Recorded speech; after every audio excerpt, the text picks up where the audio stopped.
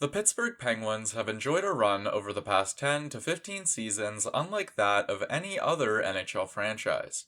In 2005, they landed franchise superstar Sidney Crosby after years of mediocrity and poor attendance. After that, it was smooth sailing for a long time as the team won 3 championships under their superstar core.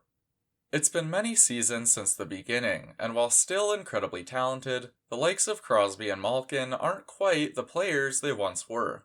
Still, they've given everything they've had to the franchise, and it's owed to them that the team continues to contend as they bring a close to their incredible careers. And so we arrive at the Penguins today, a team built around veteran stars with a depleted youth system. After their latest big move, it's clear no reinforcements are coming.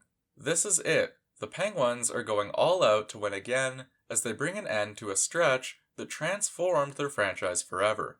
Today, we look at the Pittsburgh Penguins, a team built to succeed now, and break down whether a 4th championship is a legitimate possibility.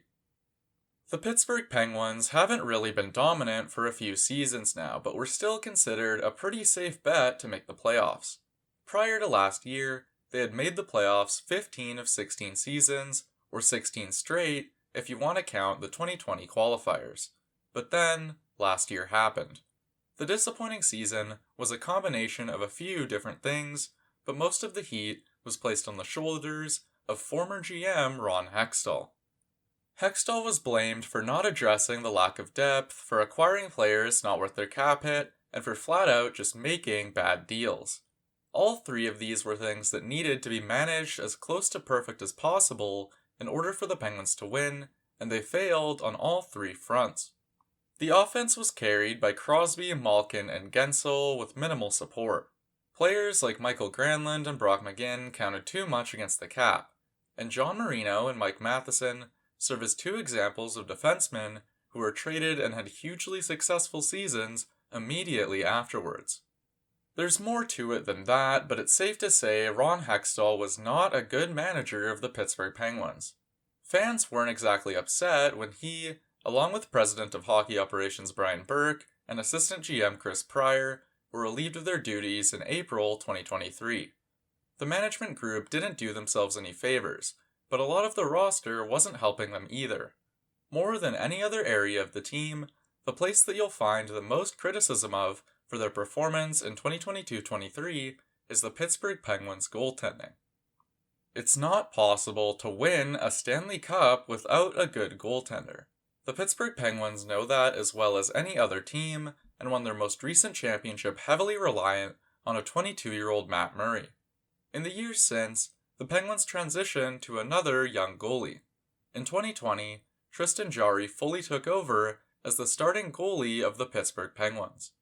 His time as Penguins starter has been a little all over the place, and his 2022-23 season was much of the same.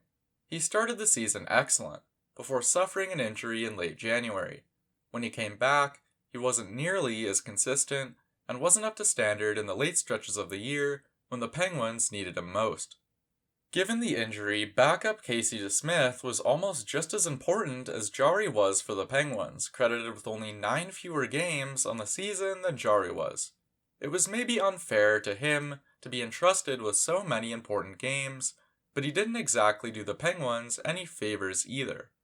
Based on how they finished in the standings, it was proven that literally every game mattered for the Penguins last year. A couple extra saves would have went a long way in getting the team where they wanted to be. With Crosby and Malkin still playing like elite forwards, it was a season wasted in a time frame where wasting seasons is completely unacceptable. That's why a new management group was put into control, and why the Penguins immediately began making moves and trying new things in pursuit of improvement. After another failed season in Toronto, Kyle Dubas was ready to make big changes to the roster. The Maple Leafs decided to make a big change in management instead, letting the longtime GM go. The Penguins scooped him up shortly thereafter, as Dubas replaced Brian Burke as the president of hockey operations. In less than 2 months since his appointment as hockey ops president, Dubas has put his stamp on the team, maybe even more so than Ron Hextall did in 2 years in charge. He's brought in 9 different roster players and made a few trades, including one of the biggest in recent NHL history. The first deal was prior to free agency and went under the radar as a great move. As many cup-winning teams often do, the Golden Knights needed to clear cap space to bring back some of their rentals. That unfortunately meant losing one of the original misfits to the benefit of the Penguins. Pittsburgh acquired Riley Smith for only a third-round pick. For a team that needed more secondary scoring, it's a perfect pickup. Smith would have ranked 5th on the Penguins scoring last year, while he holds the joint 8th highest cap hit on the Penguins in this coming year. It's a smart move that makes the Penguins better at almost no cost. Free agency brought lots of changes to the Penguins, mainly in improving the team's depth and secondary scoring. Matt Nieto, Noel Acciari, and Lars Eller were some of the forwards who joined the Penguins on July 1st. They also brought in Alex Nedeljkovic as the team's new backup goalie, a role that hopefully won't be depended on as much as it was last season. The biggest new addition there, though, was Ryan Graves. Playing for the Devils, Graves had worked his way into a top 4 role by providing consistently solid defense and the occasional offensive burst. Pittsburgh signed him to a 6-year deal under a solid AAV. In adding Graves, the Penguins get some defensive stability that they desperately needed, especially with their new all-offense addition. Graves, on paper, looks like an excellent fit to be paired with either Letang or Karlsson. Erik Karlsson was rumored to be on the way out for quite a while now, and on August 6th the trade finally materialized. From the Pittsburgh perspective, they got Erik Karlsson, gained over $3 million in cap space doing it, and lost no assets that are going to help them win now. Not everyone agrees that Karlsson should have won the Norris Trophy last year, but he did win it. By that metric, you can say that the Pittsburgh Penguins just acquired the best defenseman in the NHL. Karlsson is obviously supremely offensively talented, as he just scored 100 points in a season for the first time since Brian Leetch in 1992.